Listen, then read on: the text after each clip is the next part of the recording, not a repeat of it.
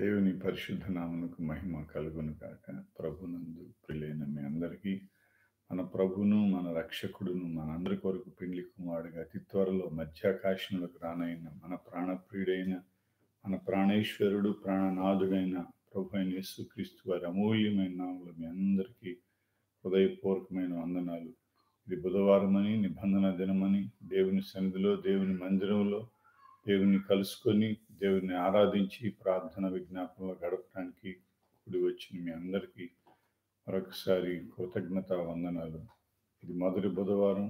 ఈ రీతిగా దేవుడు మనల్ని గడిచిన మొదటి బుధవారం నుండి మొదటి బుధవారం వరకు మాసమంతా తోడుగా ఉండి కృపలో భద్రపరిచి, కృపలో బలపరిచి, కృపలో ప్రభువే కాపరిగా ఉండి ఇలాగా ఏలేమి కలగకుండా సమృద్ధి జీవంతో నింపి నడిపిస్తూ ప్రత్యేకించి 7 దినాల ప్రతిష్ఠిత ప్రార్థనలో కూడా 5 దినాలు తోడుగుండి నడిపించిన ప్రభువుకి మనం రుణస్థులని, ఆయన చేసిన మేలన్నిటికీ, ఉపకారములన్నిటికీ కృతజ్ఞులమై కృతజ్ఞతా హృదయంతో కృతజ్ఞతాపూర్వకంగా నిండు మనసుతో దూరాన సమీపాన ఎక్కడున్నా లెక్కించలేని కోటాను కోట్ల కృతజ్ఞతాసులు చెల్లించబద్ధులమై ఉన్నాం.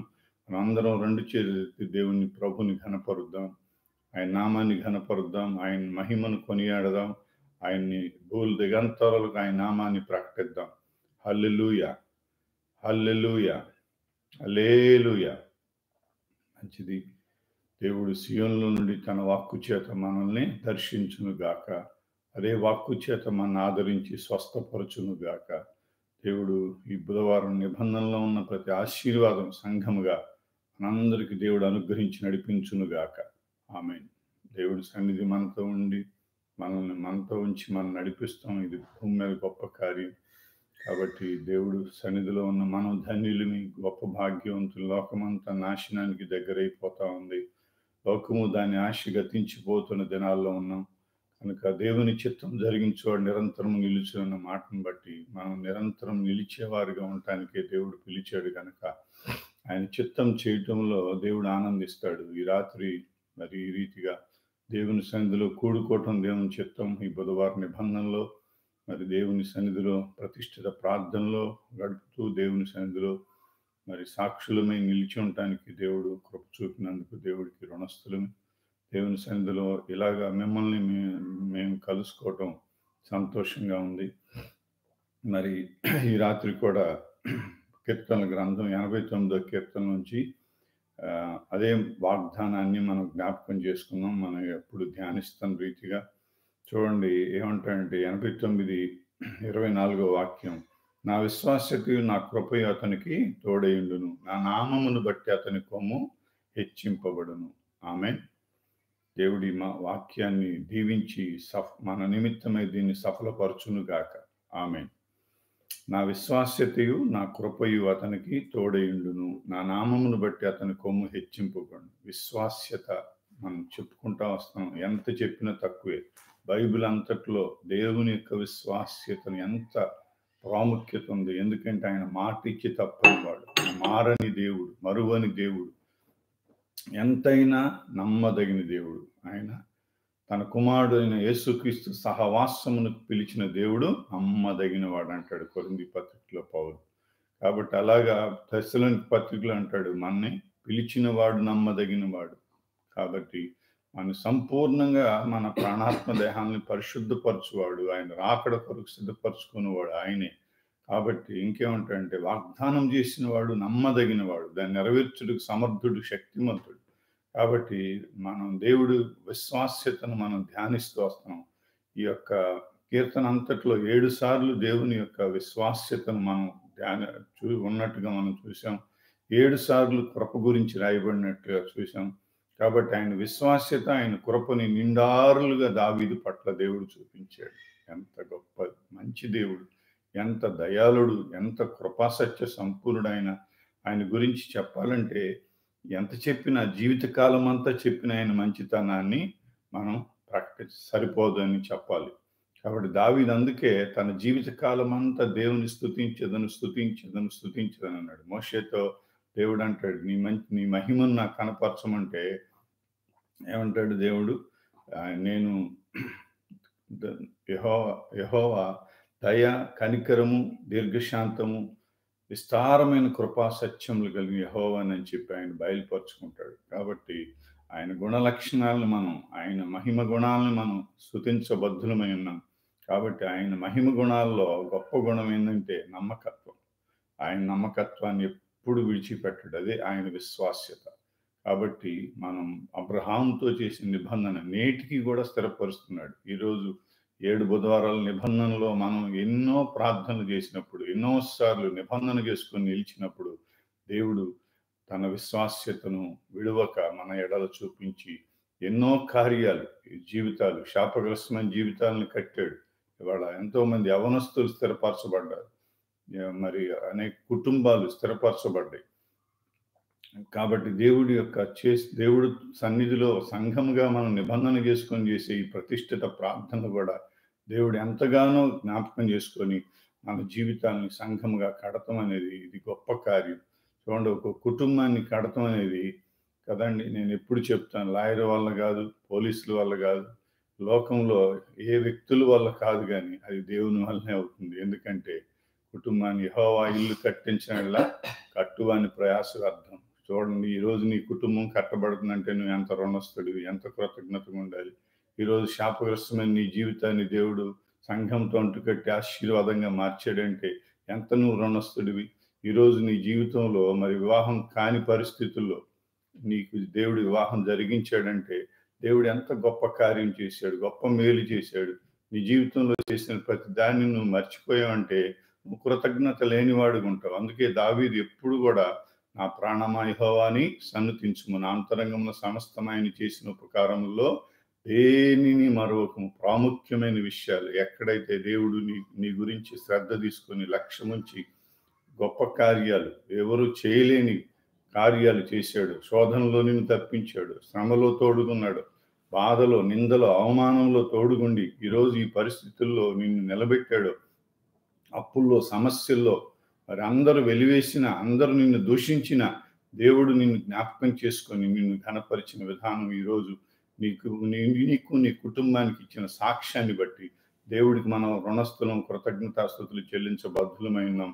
కాబట్టి ఆయన కృప ఎంత గొప్పది. సంఘముగా మనం చేస్తున్న ప్రతి ప్రార్థన దేవుడు లక్ష్య పెట్టి ఏం చేస్తున్నాడంటే కొట్టివేస్తానన్న కుటుంబాలను, వ్యక్తుల్ని, కుటుంబాలను కూడా జ్ఞాపకం చేసుకోడు, కరుణిస్తూ వచ్చాడు. కాబట్టి ఈ ప్రతిష్ఠిత ప్రార్థన ఎంతో మందిని మరి కాపాడుతూ వచ్చింది, కనికరిస్తూ వచ్చింది, దేవుని కృపని అత్యధికంగా తీసుకొని వచ్చింది. దీన్ని మర్చిపోకూడదు, ప్రతిష్ఠిత ప్రార్థన. కాబట్టి దేవుని కృప అత్యధికంగా మన మీద ఉందనంటే ఇంకా అది ఈ యొక్క ప్రతిష్ఠిత ప్రార్థన అని కూడా చెప్పవచ్చు. అనేక పరిశుద్ధుల ప్రార్థనని చెప్పాలి.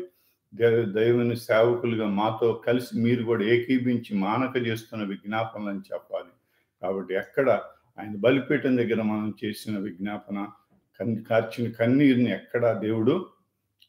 ఎక్కడ మర్చిపోలేదు. కాబట్టి దానికి ఫలంగా ఈరోజు సంఘముగా మనల్ని స్థిరపరుస్తూ, బలపరుస్తూ, క్రీస్తునందు సంపూర్ణతలకు నడిపిస్తూ వచ్చాడు. నేను చెప్పాలనుకున్న విషయం ఏంటంటే, చూడండి ఇక్కడ ఏమంటాడంటే, నా నామమును బట్టి అతని కొమ్ము హెచ్చింపబడు. దావీదు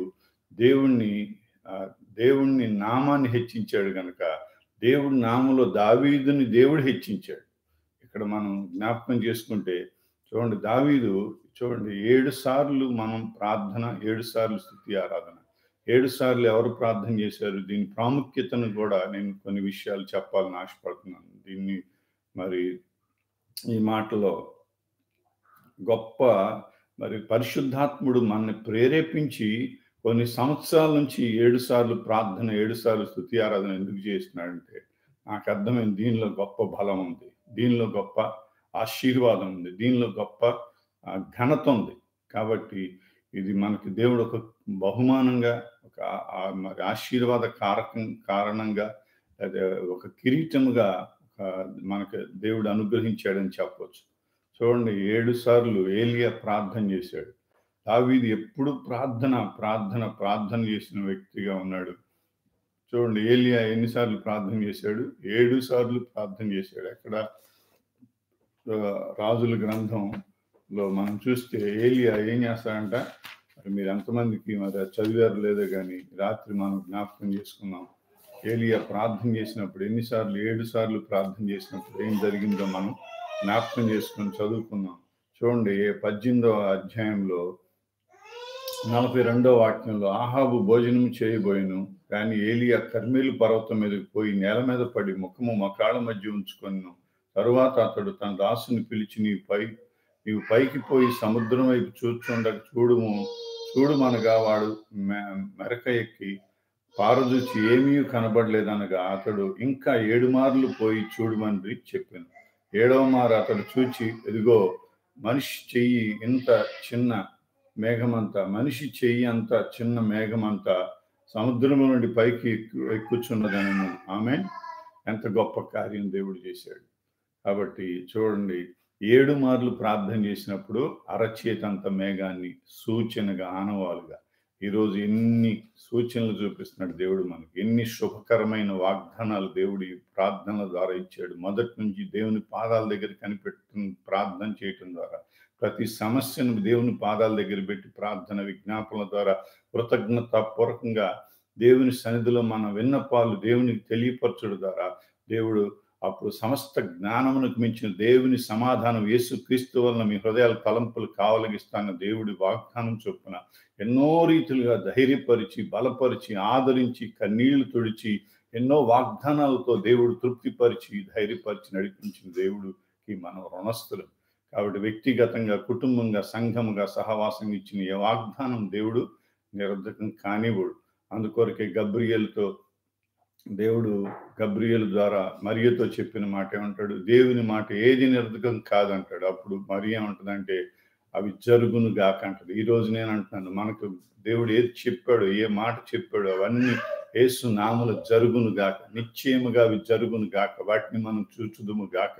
యేసుక్రీస్తు నామములో నిశ్చయముగా వాటిని అన్నిటినీ స్వతంత్రించుకుందుము గాక. కాబట్టి 7 సార్లు ప్రార్థన చేశాడు. అలాగా 7 సార్లు దేవుడిని స్తుతించాడని దావీదు గురించి మనం జ్ఞాపకం చేసుకున్నాం. 7 సార్లు దేవుణ్ణి ఎన్నిసార్లు స్తుతించాడంట దావీదు? 7 సార్లు స్తుతించాడు. చూడండి 119వ కీర్తనలో ఆ మాటలు కూడా చదువుకున్నాం. పోయిన వారం కూడా నేను జ్ఞాపకం చేశాను. చూడండి 119వ కీర్తనలో చివరిలో మనం చూస్తే, చూడండి 166వ వాక్యంలో చూడండి, నీ న్యాయ విధులను బట్టి దినమునకు 7 మార్లు నేను నిన్ను స్తుతించున్నాను. న్యాయ విధులను బట్టి దినమునకు 7 మార్లు స్తుతించాడు దావీదు. అంటే నేను అంటాను, 7 మార్లు ప్రార్థన చేసి 7 మార్లు స్తుతించుంటాడు. కానీ ప్రార్థనా స్తుతి కలిసి ఉంటాయి. ప్రార్థనలో స్తుతి లేకపోతే ప్రార్థనకు విలువ లేదు. ప్రార్థన ఎప్పుడు స్తుతితో కలిసి ఉన్నప్పుడే ప్రార్థన నైవేద్యం వల్లే, ధూపం వల్లే దేవుని సన్నిధికి చేరును గాక. ఈ ప్రార్థనలన్నీ దేవుడు యేసుక్రీస్తు నామమున సఫలపరచును గాక. కాబట్టి దావీదుకు దేవుడు ఇష్టడయ్యాడు? దేవుడు ఎందుకు అన్ని విజయాలను పొందుకున్నాడు, ఘన విజయాలను పొందుకున్నాడు అనే దాన్ని జ్ఞాపకం చేసుకుంటే ఈ రాత్రి అదే నేను మీకు చెప్పాలనుకుంటుంది. స్తుతించుట ద్వారా ఎక్కువ స్తుతించాడు. దావీదు యొక్క జీవితం అంతా స్తుతులతోనే గడిపింది. దేవుడు సన్నిధిలో గడిపినట్లుగా, దేవుని సన్నిధిలో దేవుని స్తుతించినట్టుగా మనం చూస్తున్నాం. మరి స్తుతి ఆరాధన ద్వారా గొప్ప కార్యాలు, గొప్ప విజయాల్ని సంఘముగా దేవుడు మనకు అనుగ్రహిస్తున్నట్టుగా మనం చూస్తున్నాం. మనం చేస్తున్న గొప్ప పని ఇది వెరితనంగా అనిపించవచ్చు. నశించు వారికి సిలువ వెరితనం, కానీ రక్షించబడుతున్న మనకి దేవుని శక్తిని మనం మర్చిపోకూడదు. ఈ గొప్ప సత్యాన్ని ఎప్పుడు మనం కళ్ళ ముందు పెట్టుకుని నడవాలి. కాబట్టి దేవుడు చెప్పింది ఏంది? మనుషులకు వెరితనంగా ఉన్న దాన్ని దేవుడు మనకు చెప్పి దాన్ని మనం ఆ రీతిగా చేయటం ద్వారా 7 సార్లు ప్రార్థన, 7 సార్లు స్తుతి ఆరాధన ఎలా ఉంటుంది? మనుష్య జ్ఞానానికి వెరితనంగా ఉంటుంది. కొంతమంది ఎగతాళి చేసేవాళ్ళు మమ్మల్ని ఎప్పుడు ప్రార్థన అంటారు ఈ దేవ సేవకులు, ఎప్పుడు ప్రార్థన అంటారు. ఎగతాళి చేసిన వాళ్ళు అందరూ వాళ్ళ సంఘంలో లేరు, వాళ్ళ జీవితంలో ఆత్మీయతలో కూడా లేరు. కాబట్టి ప్రార్థన అనేది గొప్ప కార్యాలు చేయటానికి పునాది, జయ జీవితానికి పునాది. కాబట్టి ఏమంటే స్తుతి ఆరాధన, దానిలో స్తుతి ఆరాధన, స్తుతించటం అనేది గొప్ప ఘన కార్యాలని, గొప్ప విజయాల్ని దేవుడు దయచేసే విధంగా ఉంటుంది.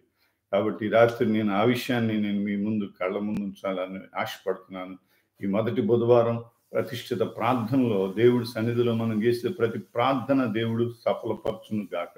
యేసు నామములో నిశ్చయముగా ప్రతి ప్రార్థన సఫలపరచును గాక. చూడండి, మనం చూస్తే దేవుని సన్నిధిలో మన హృదయాలని తెరిచి మనం ప్రార్థన చేసినప్పుడు, హృదయపూర్వకంగా మొరపెట్టినప్పుడు, ఉపవాసం ఉన్నప్పుడు దేవుడు దృష్టిస్తాడు. ఉపవాసం ఉండి ప్రార్థన చేసినప్పుడు 3 సార్లు 3 రోజులు ఎస్తేరు ప్రార్థన చేసినప్పుడు ఎస్తేరు ప్రార్థన దేవుడు లక్ష్య పెట్టాడు. 21 దినాలు దానియేలు ప్రార్థన చేసినప్పుడు దేవుడు లక్ష్య పెట్టాడు. అలాగే మోషే 40 దినాలు ప్రార్థన చేసినప్పుడు దేవుడు లక్ష్య పెట్టాడు. అలాగే మన ప్రభు అయిన యేసుక్రీస్తు 40 దినాలు ఉపవాసం ఉన్నప్పుడు గొప్ప శోధనలు 3 శోధనల్ని శరీర సంబంధంగా, మరి శరీరాశ, నేత్రాశ, జీవపు డంభం అన్న 3 శోధనల్ని ప్రభు జయించినట్లుగా మనం చూస్తున్నాం. ఈరోజు క్రీస్తులో ఉన్న మనకు కూడా జయ జీవితాన్ని వరంగా దేవుడు అనుగ్రహించాడు. కాబట్టి మన విశ్వాసంతో ఈ యొక్క పోరాటాలన్నింటినీ పోరాడాలి. విశ్వాసంతో దేవుడు చెప్పిన ప్రకారం నడుచుకుంటూ పోరాడాలి. విశ్వాసంతో ఆ రోజు వాళ్ళు మరి సాక్షాత్తు శత్రువునితో పోరాడి జయించినట్లుగా మనం చూస్తున్నాం. ఈరోజు మనం కనపడని శత్రువు మీరు పోరాడనుద్ది ఏమంటాడు? ఎఫ్సి పత్రిక 6వ అధ్యాయం 10 నుంచి 18 వరకు ప్రాముఖ్యమైన వాక్యాలు. మీరు పోరాడినది శరీరులతో కాదు కానీ ప్రస్తుత అంధకార సంబంధముగా లోకనాథులతో, ఆకాశము దురాత్మల సమూహముతో అని చెప్పి దేవుడు రాయించిన మాటలు గొప్పవి. కాబట్టి మనం సర్వాంగ కవచం ధరించుకొని అపవాది తంత్రములు ఎరిగి వాటిని ఎదిరించే వారిగా ఉండాలంటాడు. చూడండి, దావీదు ఏం చేశాడు? దావీదు దేవుని పక్షంగా యుద్ధం చేశాడు. ఎప్పుడు కూడా దేవుడు యుద్ధం చేయాలని కోరుకున్నాడు, తను యుద్ధం చేయలేదు. ఈ రాత్రి నేను చెప్పాలనుకున్న మాటలు జాగ్రత్తగా వినండి. యుద్ధం మనం చేస్తే దేవుడు చేయడు, దేవుడు మౌనంగా ఉంటాడు. యుద్ధం దేవుడి చేతులకు అప్పగిస్తే దేవుడు మన పక్షం యుద్ధం చేసి గొప్ప విజయాన్ని దేవుడు ఇస్తాడు. చూడండి, 1 సమూయేలు 17వ అధ్యాయంలో దావీదు ఏం చేశాడు? గొప్ప యుద్ధం చేశాడు. ఎవరితో? మహాబలుడైన మహాబలవంతుడుగా కనపడుతున్న గొల్లియాతుతో యుద్ధం చేశాడు. చూడండి, దేవుడు నామంలో ఇక్కడ ఏం చేస్తున్నాడంట?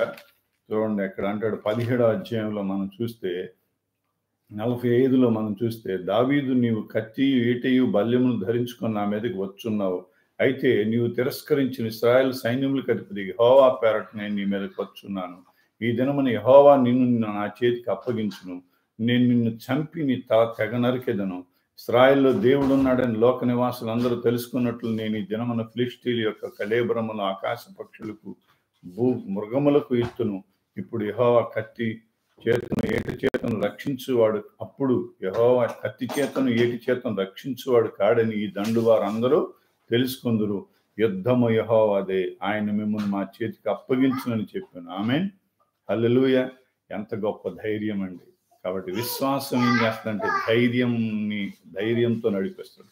ఎటువంటి శత్రువు, ఎటువంటి బలాఢ్యుడైన, గొప్పవాడైన శత్రువు, ఎటువంటి శక్తిపరుడైన, కాబట్టి దేవుడు నామంలో నేను నీ మీదకి వస్తున్నాను, దేవుడు నామంలో యుద్ధం చేస్తున్నాను, దేవుడు నామంలో పోరాడుతున్నాను.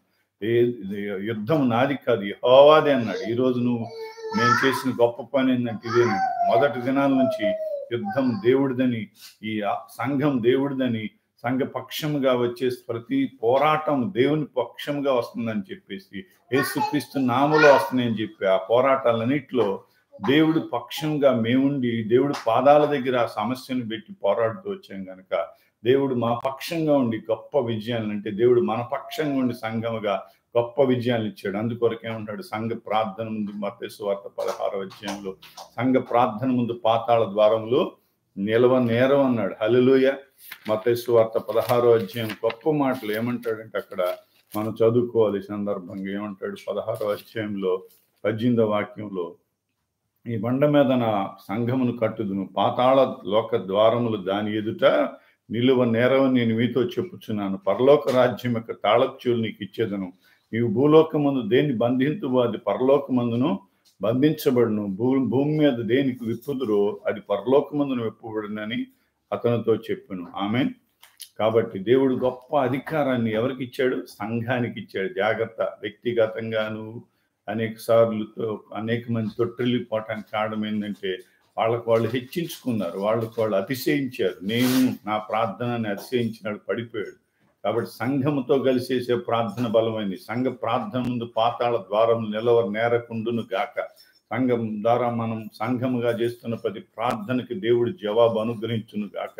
సంఘ ప్రార్థన ద్వారా సాతాను దుర్గములు యేసుక్రీస్తు నామములో ఎరికో కోటగొడవలు కూల్చివేయబడును గాక. యేసుక్రీస్తు నామములో మరి గొల్లియాతుని ఎలాగా దావీదు కూల్చాడు, అలాగా ప్రతి సాతాను కుట్ర కూల్చివేయబడును గాక. ఓ హల్లెలూయా, హల్లెలూయా, స్తోత్రం. చూడండి, దావీదు ఇంకేమంటున్నాడంటే, ఎంత గొప్ప యెహోవా నామం పేరట, యెహోవా నామాన్ని గొప్ప చేశాడు కనుక దావీదును దేవుడు తన నామం పేరట గొప్ప చేశాడు. ఆయన కొమ్మును హెచ్చించాడు అన్నట్టు, అంటే ఘనత ఇచ్చాడు. కొమ్ము అంటే దేనికి గుర్తు? అధికారానికి, ఘనతకి, ఆశీర్వాదానికి, విజయానికి గుర్తుగా ఉంది. కాబట్టి నేనేమంటున్నానంటే, దేవుడి నామం పేరట యుద్ధం చేస్తాడు. కాబట్టి ఈరోజు యేసుక్రీస్తు నామంలో మనం ప్రార్థన చేసినప్పుడు, యేసుక్రీస్తు నామంలో అంధకార శక్తులతో పోరాడినప్పుడు, యేసుక్రీస్తు గొర్రెపిల్ల రక్తంతో అభిషేకించబడిన మనం వాటన్నిటిని ఎదిరించినప్పుడు, వాటి తంత్రాలను ఎదిరించినప్పుడు, అపవాది క్రియలు లయపరిచినప్పుడు అవన్నీ కూడా పారిపోతాయి, అవన్నీ కూడా ఓడిపోతాయి. కాబట్టి ఓటమి పాల శత్రువు, ఓడిపోయిన శత్రువు అని మనం మర్చిపోకూడదు. కల్లో కూడా నువ్వు మర్చిపోకుండా సత్యం ఏంటంటే, శత్రువు తలని యేసు ప్రభు సిలువలో చితకదొక్కాడు, శత్రువును ఓడించాడు. ఓడిపోయిన శత్రువుతో నువ్వు పోరాడుతున్నావు. కాబట్టి అతను తంత్రమును ఎరిగిన వారమై మనం పోరాడాలి. కాబట్టి అపవాది తంత్రములు ఎరిగి మనం ప్రార్థన చేయాలి, ప్రార్థనలో పోరాడాలి. మనుషులతో పోరాడేవాడు, మనుషులతో యుద్ధం చేసేవాడు ఎప్పుడు దేవుని పక్షంగా యుద్ధం చేయలేడు, దేవుని పక్షంగా విజయాలు పొందుకోలేడు. ఎందుకంటే చాలా మంది వాళ్ళ మనుషులతో పోరాడుతున్నారు, మనుషులతో యుద్ధం చేస్తున్నారు. మీరు పోరాడున్నది శరీరులతో కాదు అన్నాడు. ఆ మాట చాలా ప్రాముఖ్యం, నోట్ చేసుకోండి. శరీరులతో ఎంతమంది పోరాడుతున్నారు? వాళ్ళు నీ కుటుంబీకులైన, బంధువులైన, స్నేహితులైన, ఆత్మీయులైన, కొంతమంది సేవకులతో పోరాడుతూ ఉంటారు. సేవకులతో పోరాడటం ఎంత కదండి, అది ఎంత ఫూలిష్నెస్. కాబట్టి దేవుడితో పోరాడతాం, అది జాగ్రత్త. సంఘం దేవుడిది, సేవకులు దేవుని వారు, సంఘంలో ఉన్న ప్రతి ఒక్కరు దేవుని వారు. కాబట్టి ఏ ఒక్కరితో నువ్వు పోరాడుతున్నా దేవునితో పోరాడుతున్నట్టు గుర్తుపెట్టుకో. అది నీకు, అది ఏమాత్రం ఆశీర్వాదకరం కాదు. కాబట్టి నువ్వు ఏమాత్రం యుద్ధంలో ఓడిపోతూ ఉంటావు, సిగ్గుపడుతూ ఉంటావు, అవమానానికి అప్పగించబడతా ఉంటావు, నష్టపోతావు. ఏమైపోతావంటే నువ్వు పడిపోయిన వ్యక్తిగా ఉంటావు, కానీ గెలిచే నిలబడే వ్యక్తిగా ఉండవు. కాబట్టి ఏ ఒక్కరితో పోరాడదు, దయచేసి మనుషులతో ఏ ఒక్కరితో పోరాడదు. దేవుని పక్షంగా మనం పోరాడాల్సింది అంధకార లోకనాథులతో, ఆకాశం దురాత్మల సమూహంతో ఎరిగి మనం పోరాడదుము గాక. చూడండి, నేను ఈ మాటలు ముందుకు తీసుకెళ్తున్నాను. చూడండి ఏమంటున్నాడంటే ఇక్కడ 50వ వాక్యంలో కూడా చూడండి, దావీదు ఫిలిష్తీని కంటే బలాఢ్యుడై ఖడ్గము లేక వడిసెలతోనూ రాతితోనూ ఆ ఫిలిష్తీని కొట్టి చంపిన వాడు బోర్ల పడగా దావీదు పరిగెత్తుకొని పోయి ఫిలిష్తీన్ల మీద నిలిచుండి వాని కత్తి వరదూసి దానితో వాని చంపి వాని తలను తెగవేసెను. ఫిలిష్తీన్లు తమ శూరుడు చచ్చుట చూచి పారిపోయిరి. అప్పుడు ఇశ్రాయేలందరును యూదావారును లేచి జయము జయము అని అరుచుచు లోయ వరకు, షరాయిము ఎక్రోము వరకు ఫిలిష్తీన్లను తరుముగా ఫిలిష్తీన్లు హతులై పారిపోయారని రాయబడింది. కాబట్టి షరాయిము ఎక్రోను మార్గమున గాషు ఎక్రోను పట్టణమునకు కూలిరి. అప్పుడు ఇశ్రాయేలు ఫిలిష్తీన్లను తరుముట చూచి తిరిగి వచ్చి వారి దేవాలయము, వారి డేరాలను దోచుకుంది. అయితే దావీదు ఆ ఫిలిష్తీన్ ఆయుధములు తన డేరాలో ఉంచుకొని అతని తలను తీసుకొని యెరూషలేమునకు వచ్చెను. ఆమేన్. హల్లెలూయా, హల్లెలూయా, హల్లెలూయా. కాబట్టి దావీదు ఖడ్గము, యెహోవా ఖడ్గము, దావీదు ఖడ్గము. అక్కడ అంటాడు కదా, ఆయన పేరేంటి, గిద్యోను ఖడ్గము, యెహోవా ఖడ్గము. గిద్యోనుకి జయము, యెహోవాకి జయము. కాబట్టి నీ జయమే యేసుక్రీస్తు జయం, యేసుక్రీస్తు జయమే నీ జయం.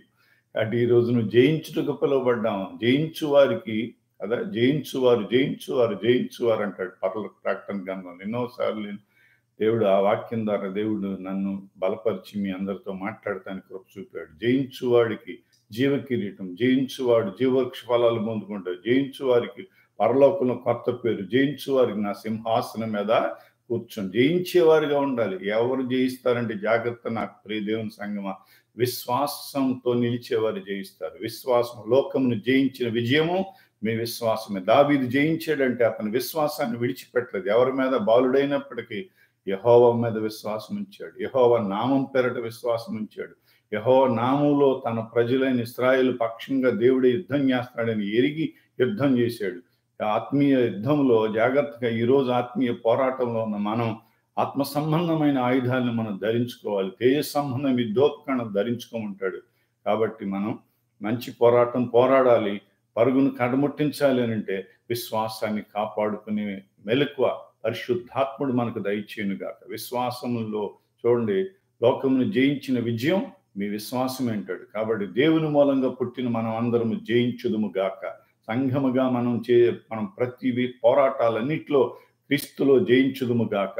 కాబట్టి నేనేమంటాడు, జయము జయమని పలికారంట. ఇంకా 18వ అధ్యాయంలో 7వ వాక్యంలో సౌలు వేల కొలది దావీదు 10,000 కొలదని హతం చేశారని చెప్పేసి వాళ్ళు స్తుతులు చెప్పారంట. స్తుతించారు దేవుణ్ణి. ఎవరిని బట్టి? దావీదుని బట్టి. ఈరోజు నిన్ను బట్టి దేవుణ్ణి స్తుతించే రీతిగా నీవు దేవుడు సాక్షిగా ఉంటున్నావా? దేవుడి యందు విశ్వాసంతో నడుస్తున్నావా? దేవుడి మీద ఆనుకుంటున్నావా? దేవుని ప్రతి సమస్యలో దేవుడి పాదాల దగ్గర చేరి నీ పట్ల చేసిన కార్యాలన్నింటిని బట్టి స్తుతిస్తూ కృతజ్ఞతాస్తులు చెల్లిస్తూ కృతజ్ఞుడవై ప్రార్థన చేస్తున్నావా? ఈరోజు ప్రార్థన చేయట్లేదంటే నువ్వు కృతజ్ఞత లేనివాడని అర్థం. కాబట్టి దేవుని సన్నిధిలో నువ్వు ప్రతిదినం ఎంత భోజనం క్రమంగా తింటావో అంత క్రమంగా నువ్వు ప్రార్థన చేయాలి. అంత క్రమంగా స్తుతి ఆరాధన చేయాలి. అప్పుడే దేవుడు యందు నువ్వు కృతజ్ఞత కలిగి ఉన్నాడు. దేవుడి నామాన్ని హెచ్చించినట్టు. దేవుడి నామాన్ని నువ్వు హెచ్చించే కొద్దీ దేవుడి నామంలో నువ్వు హెచ్చించబడతావు. కాబట్టి ప్రార్థన చేసే వాళ్ళకి సంఘంలో ఒక ప్రత్యేకమైన స్థానాన్ని దేవుడిచ్చాడు. ఇవాళ ప్రతిష్ఠిత ప్రార్థనలో ఉన్న వాళ్ళందరూ కూడా ప్రార్థన యోధులుగా, గొప్ప పోరాటం దేవుని సేవకులుగా మాతో కలిసి పోరాడుతున్నారని నేను చెప్పగలను. కాబట్టి ఈ ఆత్మీయ పోరాటంలో ఎంత నువ్వు నమ్మకంగా, కృతజ్ఞతగా, భారం కలిగి, బాధ్యత కలిగి, కన్నీళ్లతో సేవకుల కొరకు, సంఘం క్షేమాభివృద్ధి కొరకు, సార్వత్ర సంఘ క్షేమాభివృద్ధి కొరకు, అనేక ప్రజల రక్షణార్థమై ఈ ప్రతిష్ఠిత ప్రార్థనని దేవుడు ప్రతిష్ఠించి మనకిచ్చాడు.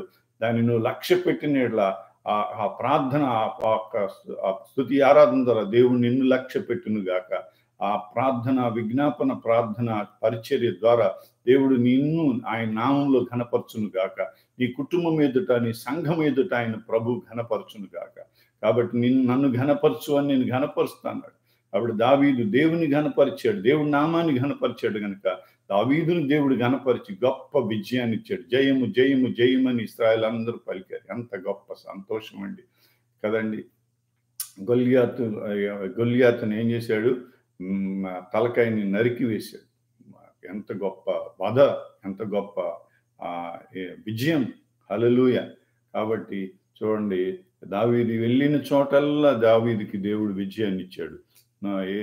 ఎన్నో చోట్ల మనం చూస్తే దావీదుకి కలిగిన విజయాల్ని మనం చూసుకుంటామంటే, మొదటి దినవృత్తాంతాలు 12వ అధ్యాయంలో కూడా మనం చూస్తే చూడండి, మొదటి దినవృత్తాంతాలు 12వ అధ్యాయంలో కొన్ని మాటలు చెప్పి నేను ముందుకు తీసుకెళ్తాను. మొదటి దినవృత్తాంతాలు 12వ అధ్యాయంలో కూడా ఏమంటాడంటే, 12వ అధ్యాయం 22వ వాక్యం అనుకుంటా, చూడండి 22 ఏమంటాడు? దావీదు దండు దేవుని సైన్యములే మహాసైన్యమగినట్లు ప్రతిదినమున అతనికి సహాయం చేయవారు అతని వద్దకు వచ్చుచుండిరి. ఆమేన్. కాబట్టి దావీదు దండు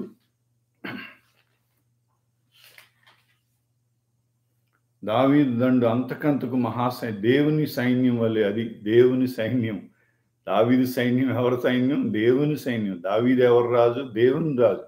కాబట్టి ప్రతిదినం అతనికి సహాయం చేయవారు అందరూ అతని వద్దకు వచ్చుంటారు. ఇంకా ముందుకు తీసుకెళ్ళి చెప్తాను. 14:16లో కూడా ఒక మాట చదివిస్తాను. 14:16లో దేవుడు తనకు సెలవిచ్చిన ప్రకారం దావీదు చేయగా ఇశ్రాయేలు ఫిలిష్తీయుల సైన్యమును గిబియోను మొదలుకొని గాజేరు వరకు తరిమి హతము చేసిరి. కాబట్టి దావీదు కీర్తి ఇశ్రాయేలు ప్రదేశమందంతటా ప్రసిద్ధమైను. యెహోవా అతని భయము సైన్యములకందరికీ, అన్యజనులందరికీ కలుగు చేసిన. అదేంటి, అతని కీర్తి ప్రసిద్ధి చేశాడు దేవుడు. గొప్ప రాజుగా, ఘనపరచబడిన రాజుగా, దేవుని చేత ఘనపరచబడిన రాజుగా, ఇశ్రాయేలుకు మహా చక్రవర్తిగా, నీతి న్యాయాలు కలిగి పరిపాలించిన వాడుగా దేవుడు అతనికి తోడైండి. అతను పోవు చోట్లల్లా కాపాడి, అతను పోవు చోట్లల్లా అతనికి ఘన విజయాల్ని దేవుడు దయచేశాడు. దేవుడు దావీదు కీర్తి ఇశ్రాయేలు ప్రదేశంలంతటా ప్రసిద్ధి చేశాడు. కాబట్టి అతని భయం అన్యజనుల్లో కలిగింది. కాబట్టి యెహోవా ద్వితీయోపదేశకాండం 28వ అధ్యాయంలో అంటే, యెహోవా నామం పేరట నువ్వు పిలువబడటం చూసి జనులు భయపడతారు. శత్రువు ఒక దారి గుండా వస్తే 7 దారులుగా తరిమి కొట్టబడును గాక. అలాగా నిన్ను పైవాడుగా దేవుడు చేయును గాక, నిన్ను తలగా చేయును గాక, అప్పిచ్చేవానిగా చేయును గాక. దేవుడు ఏమంటున్నాడు, దేవుడు పక్షంగా నువ్వు ఉంటే నీ పక్షంగా దేవుడుండి నీకు కలిగిన పోరాటాలన్నింటిలో యుద్ధాలన్నింటిలో గొప్ప విజయాల్ని యేసుక్రీస్తు నామంలో దేవుడు దయచేయును గాక. యేసుక్రీస్తు నామాన్ని నువ్వు హెచ్చించిన కొద్దీ యేసుక్రీస్తు నామంలో దేవుడు నువ్వు హెచ్చించును గాక. కీర్తి కలుగజేయును గాక.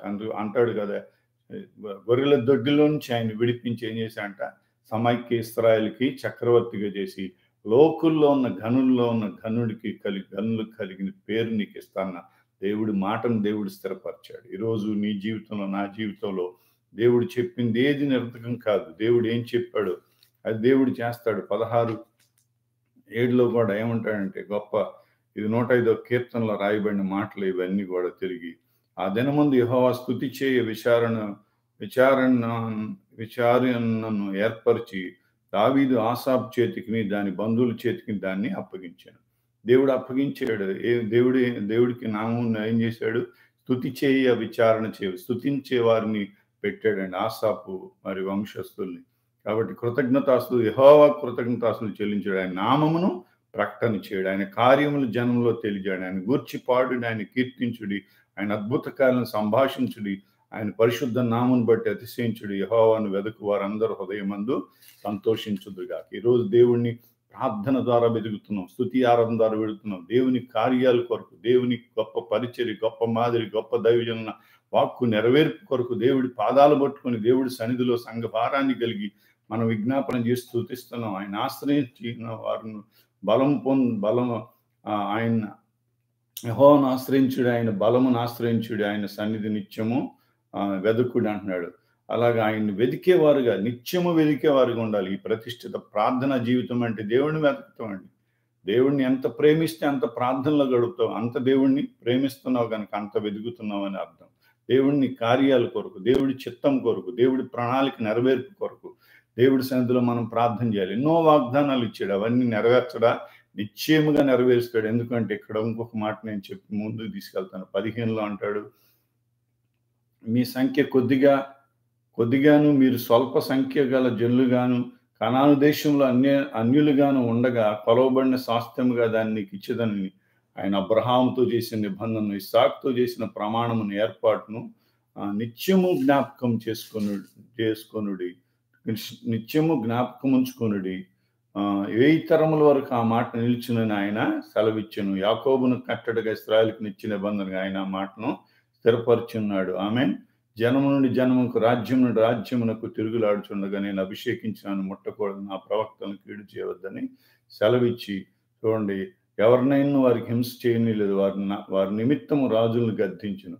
కాబట్టి అలా చదువుకుంటూ వెళ్తే ఈ అబ్రహాంతో చేసిన నిబంధన, నిత్య నిబంధన 1000 తరముల వరకు. 105వ కీర్తన అంటాడు కదా, మాట ఇచ్చి నెరవేర్చువాడు. ఈరోజు మాట ఇచ్చి నెరవేర్చు యెహోవా. దేవుడు ఇర్మియా 33లో నుంచి ఏమాట్లాడాడు, మాట ఇచ్చి నెరవేర్చు యెహోవా, దాన్ని స్థిరపరచాలని నిర్మించు యెహోవా. యెహోవా నామం వహించిన వాడే ఆయన ఏమంటాడు, నీవు నాకు మర్రపెట్టుము, నేను నీకు ఉత్తరం ఇచ్చేది, నీవు గ్రహింపలేని గోడమైన సంగతులు, గొప్ప సంగతులు నీకు తెలియపరిచాడు. ఎన్నో దినాలు, సంవత్సరాలు, 27 సంవత్సరాలుగా దేవుని సేవకులుగా చేస్తున్న ప్రతి ప్రార్థన, సంఘముగా మనం చేస్తున్న ప్రతి ప్రార్థన మొరపెట్టినప్పుడల్లా దేవుడు సమీపంగా ఉండి మనతో మాట్లాడి, వ్యక్తిగతంగా, కుటుంబముగా దర్శించి, సంఘముగా మన ధైర్యపరిచి, ఈ రీతిగా దేవుడు చేసిన నిత్య నిబంధనలు, ఏవైతే వాగ్దానాలు చేశాడో, ఆయన విశ్వాస్యత ఎంత గొప్పదండి. ఈరోజు ఎన్ని వాగ్దానాలు నెరవేర్చాడు నీ పట్ల, నా పట్ల, నీ కుటుంబం పట్ల, నా కుటుంబం పట్ల, సంఘముగా మన అందరి పట్ల. ఈరోజు ఇలాగా కట్టబడ్డామంటే దేవుని కృప కదా. ఈరోజు మనం ఇలా స్థిరపరచబడ్డామంటే దేవుడి వాగ్దానం కదా. సంఘముగా మన పట్ల దేవుడు ఏమంటున్నాడు, 147వ కీర్తన వాగ్దాన కీర్తనగా ఏమంటున్నాడు, యెహోవాయే యెరూషలేమును కట్టువాడు, చెదరని ఇశ్రాయేలుని పోగు చేయవాడు. కాబట్టి దేవుడు సంఘాన్ని కడుతున్నాడు. సంఘానికి నాయకుడు ఎవరు? యేసుక్రీస్తు. హల్లెలూయా. సంఘానికి శిరస్సు ఎవరు? యేసుక్రీస్తు.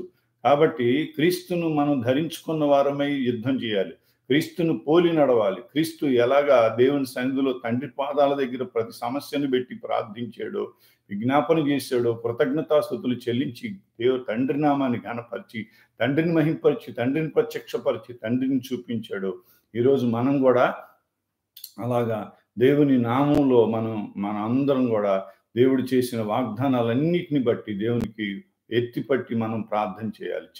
వాటి నెరవేర్పు చూసే వరకు ప్రార్థన చేయాలి. ఆయన నామంలో అడగాలి. ఏమంటున్నాడు? నా నామమున మీరేమి నన్ను అడిగినను ఏమంటున్నాడు? కుమారుని యందు తండ్రి మహిమపరచబడినట్లుగా యేసుక్రీస్తు నామములో మీరు నన్ను ఏమడిగినా నేను మీకు చేస్తాను. నా చిత్తానుసారంగా మీరు ఏమి అడిగినను నేను మీకు ఇస్తానన్నాడు. కాబట్టి ఆయన యేసుక్రీస్తు నామములో ఆయన చిత్తం, వాగ్దానాలను స్వతంత్రించుకోవటం ఆయన చిత్తం, ఆయన రాజ్యం మన ద్వారా కట్టబడటం ఆయన చిత్తం. ఏ మేరలు కట్టాలని నియమించి అభిషేకించాడు ఆ మేరలకి భూదిగంతాల వరకు సాక్షులమై భూదిగంతాలని స్వతంత్రించుకోవటం ఆయన చిత్తం. కాబట్టి మన జీవితాల్లో మనం దేవుని సన్నిధిలో ఉన్న మనం దేవునికి మనం ఇష్టలుగా ఉండాలి. దేవుని కార్యాలు మనం చూసేవారుగా ఉండాలి. దేవుడు ఇంకా ఎన్నో విషయాలను ఇక్కడ రాయించాడు. కాబట్టి వాటన్నిటిని చెప్పడానికి ఇప్పుడు సమయం కాదు. కానీ చూడండి, ఈ అధ్యాయం అంతా మనం చదివితే దేవుణ్ణి స్తుతించుడి అంటాడు. దేవుని నామాన్ని స్తుతించుడి అంటాడు. కాబట్టి నేనేమంటున్నానంటే మనం జ్ఞాపకం చేసుకుంటే చూడండి, 28వ వాక్యంలో కూడా ఏమంటున్నాడంటే చూడండి, జనముల కుటుంబలారా యెహోవాకు చెల్లించుడి, మహిమ బలములు యెహోవాకు చెల్లించుడి, యెహోవా నామమునకు తగిన మహిమ ఆయనకు చెల్లించుడి, నైవేద్యంలోను చేతపుచ్చుకొని ఆయన సన్నిధికి చేరుడి, పరిశుద్ధలంకల ఆభరణం ధరించుకొని ఆయన ఎదుట సాగిలిపోడు. నేను చెప్పాల్సిన మాట ఏంటంటే, యెహోవా నామం తగిన మహిమ, దేవుడి మహిమను దొంగిలించకూడదు. చూడండి, ఒక భక్తుడు ఏమంటాడంటే, పాపం అంటే వ్యభిచారం, దొంగతనం, అసూయ, ద్వేషం ఇవన్నీ ఒక ఎత్తు అయితే, అసలు పాపం ఏంటంటే దేవుడి యొక్క మహిమను దొంగిలించడం, దేవుడి నామం, దేవుడి స్థానాన్ని కోరుకోవటం. ఇవాళ చాలా మంది ఏం చేస్తారు? పైనున్న స్థానాన్ని కోరుకుంటారు, నాయకుల స్థానాన్ని కోరుకోకూడదు. ఎవరి స్థానం వాళ్ళదే, ఎవరికి ఇచ్చిన కృప వాళ్ళదే. జాగ్రత్త, ఎవరి పిలుపు వాళ్ళదే, ఎవరి కృప వాళ్ళదే. కాబట్టి దేవుని స్థానాన్ని కోరుకున్న సాతాను ఏమైపోయాడు? పరలోకం నుంచి త్రోసివేయబడ్డాడు. కాబట్టి కృపను కోల్పోయాడు, అధికారాన్ని కోల్పోయాడు, అభిషేకాన్ని కోల్పోయాడు. ఈరోజు నువ్వు కూడా అటువంటి అతిశయం, గర్వం, అహంకారం నీలో ఉంటే జాగ్రత్త, దేవుడు హెచ్చరిస్తా ఉన్నాడు. అటువంటి మనస్సుని తీసేసుకో. కాబట్టి నిన్ను తగ్గించుకోవటం, దావీదు ఎలాగా తగిన మహిమను దేవుడికే చెల్లించాడు.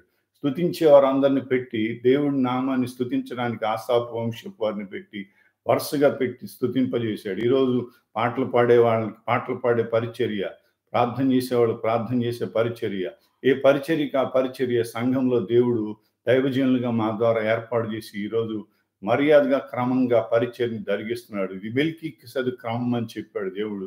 ఈ క్రమాన్ని ఎవరు మేరమాకండి దయచేసి. మీ క్రమంలో, మీ పరిధిలో మీరు ఉండండి, మీ స్థానంలో మీరు ఉండటానికి ఇష్టపడండి. అప్పుడు మీ స్థానాన్ని బట్టి మీకు విలువ పెరుగుతుంది. కాబట్టి మనం దేవుడి మహిమను ఎవరు దొంగిలించకూడదు. అందుకొరకే 115వ కీర్తనలో దావీదేమంటాడు? మాకు కాదు యెహోవా, మాకు కాదు మహిమ నీకే, నీ కృపా సత్యంలో నీ నామమునికే మహిమ కలుగును గాక. కాబట్టి నేనేమంటున్నానంటే, ఇంకా ముగింపు మాటలు చెప్తాను చూడండి దయచేసి. 28:19లో కూడా దావీదు గొప్ప మాటలు చెప్తాడు. ఆ మాటలు చెప్పుకొని మనం కొన్ని ఇంకా 28:19లో ఏమంటాడంటే, చివరిలో దావీదు ఏం చెబుతాడంటే, ఇవన్నీ అప్పగించి యెహోవా హస్తం నా మీదకి వచ్చి ఈ మచ్చుల పని అంతయు వ్రాతమూలముగా నాకు నేర్పెను అని సొలొమోనుతో చెప్పెను. మరియు దావీదు తన కుమారుడైన సొలొమోనుతో చెప్పిందేమనగా, నీవు బలం పొంది ధైర్యం తెచ్చుకొని పని పూనుకొనుము, భయపడకుండుము, వెరవకుండుము, నా దేవుడైన యెహోవా నీతో కూడా ఉండును. యెహోవా మందిరపు సేవను గూర్చిన పనంతయు నీవు ముగించు వరకు ఆయన నిన్ను ఎంత మాత్రం నువ్వు విడవకుండును. దేవుని మందిరపు సేవంతటికి యాజకులను లేవీయులను వంతుల ప్రకారం ఏర్పాటైరి ఈ ఆజ్ఞకు బద్దులై ఉండి ఈ పని అంతటిని నెరవేర్చిన వారై ఆయా పనుల యందు ప్రవీణులైన వారును, మనపూర్వకంగా పనిచేయ వారును, అధిపతులను, జనులందరూ నీకు సహాయులగుదురుగాక. ఆమేన్. కాబట్టి దావీదు సొలొమోనుతో చెప్తున్నాడు. ఎంత గొప్ప మాటలండి, ఎంత గొప్ప ధైర్యంతో కూడిన మాటలు. దేవుడు నీకు తోడుగుంటాడు నీకు అప్పగించిన పనులు. ఈరోజు దేవుడు చెప్పాడు, దేవుడు మందిర స్థలం విషయంలో మేము ఉపవాసం ఉండి ప్రార్థన చేసినప్పుడు నిబంధన చేసుకొని, దేవుడు మన స్థలాలన్నీ అయిపోతున్నాయి, మీరు ప్రయత్నం చేయండి అని చెప్పాడు. ఆ ప్రయత్నం చేసినప్పుడు గవర్నమెంట్ ల్యాండ్ని మాకు దృష్టికి తెచ్చాడు. దాన్ని ప్రపోజల్ అలాట్ చేశారు. కానీ ఆటంకాలు వచ్చినాయి. కానీ దేవుడు చెప్పాడు, శక్తి చేత బలం చేత కాక నా ఆత్మ ద్వారా దీన్ని జరిగిస్తానని చెప్పాడు. గొప్ప మందిరాన్ని దేవుడు మీకు ఇస్తానని చెప్పాడు. కాబట్టి నిశ్చయముగా గొప్ప మందిరాన్ని ఎవరు కట్టించాలా? దేవుడు కట్టించాలా. ఆయన నామ ఘనత కొరకు యెరూషలేములో మందిరాన్ని కట్టించింది ఎవరు? దేవుడే కట్టించాడు. దాని దూతలను పంపించి సొలొమోను ద్వారా దేవుడు ఆ రీతిగా ఆయా పని కొరకు ఆయా వ్యక్తుల్ని లేవనెత్తి జ్ఞానాత్మపూర్లుగా చేసి ఆ పనిని జరిగించాడు. ఈరోజు మన ద్వారా మనకి సామర్థ్యాన్ని ఇచ్చి ఆ పని జరిగిస్తాడు. నిశ్చయముగా ఆ పని కొరకు ఎవరు నియమించుకున్నాడో వారి ద్వారా ఆ పని జరిగిస్తాడు. కాబట్టి నేనేమంటున్నా అంటే ఏల్ బేతేల్ అని ప్రార్థన బలిపీఠాన్ని కట్టమని చెప్పాడు దేవుడు. దాన్ని ఎవరు స్థిరపరచాలా? దాన్ని ఎవరు స్వాధీనపరచాలి? అడుగుపెట్టు ప్రస్థలం మీకు ఇస్తానని చెప్పిన దేవుడు నిశ్చయముగా అడుగుపెట్టిన స్థలాన్ని యేసు నామములో మనం స్వాధీనపరచుకుందుము గాక. నిశ్చయముగా ఆ ఏల్ బేతేల్ ప్రార్థన బలిపీఠాన్ని కట్టే సామర్థ్యం యేసు క్రీస్తు నామములో దేవుడు మనకు అనుగ్రహించి నడిపించును గాక. కాబట్టి నేనేమంటున్నానంటే చూడండి, దయచేసి నేను ఇంకా ముందుకు తీసుకెళ్తాను. చూడండి, ఇక్కడ దావీదు చెప్తున్న మాటలు, దేవుడైన యెహోవా నీకు తోడైండి, యెహోవా మందిర పని సేవను గూర్చి పని అంతయు నీకు ముగించే వరకు ఆయన నిన్ను ఎంత మాత్రం విడువకయుండును. కాబట్టి ఏమాత్రం విడువడు దేవుడు. ఎందుకంటే దేవుడు ఇశ్రాయేలు పక్షంగా యుద్ధం చేశాడు. యెహోషువ అంటాడు, యెహోషువతో దేవుడు ఏమంటాడు? నువ్వు నిబ్బరము గల ధైర్యంగా ఉండు, జడికుడు, భయపడకము. ఏమంటాడు? నువ్వు నడుచు మార్గం అంతా నీ దేవుడైన యెహోవా నిన్ను తోడుగా వస్తాను. దేవుడు తోడుగా ఉంటే ఏదైనా సాధించగలను. దేవుడు తోడుగా ఉంటే మన ఈ లోకమంతా ఒకటైనా ఎవరు మనం ఎదిరించలేరు. దేవుడు మన పక్షంగా ఉంటే, దేవుడు పక్షంగా మనం ఉంటే, మన పక్షంగా దేవుడు ఉంటే, దేవుడు మన పక్షంగా ఉండగా మనకి విరోధి ఎవడని రోమా 8:31లో రాయబడిన మాటలు గొప్పవి. హల్లెలూయా. కాబట్టి విరోధి మన ముందు నిలబడలేడు, శత్రువు మన ముందు నిలబడలేడు. విశ్వాసాన్ని విడిచిపెట్టొద్దని అప్పుడే దేవుని సంగమా, విశ్వాసంతో మంచి పోరాడదాం. విశ్వాసంతో సమస్తాన్ని జయిద్దాం. కాబట్టి లోకాన్ని జయిద్దాం. ఎంతమందిని ఆత్మలను సంపాదించాలని దేవుడు మనల్ని అభిషేకించాడు సంఘంగా. అంతమంది అన్ని ఆత్మలు స్వతంత్రించుకునే వరకు భూదిగంతాలకు ఆ నామాన్ని ప్రకటించడానికి, ఆయన యేసుక్రీస్తు మరణాన్ని పునరుద్ధానాన్ని ప్రకటించడానికి మనం పిలువబడ్డాం. అట్టి ఆత్మల భారం కలిగి మనం కొనసాగుదాము గాక. ఇక్కడ ఏమంటున్నాడంటే ఇంకా యెహోషువ గ్రంథంలో యెహోషువ తన జనులైన ఇశ్రాయేలుతో చెప్తున్న మాటలు గొప్పవి. ఆ ఒక్క మాట చదువుకొని మనం ముందుకెళ్దాం.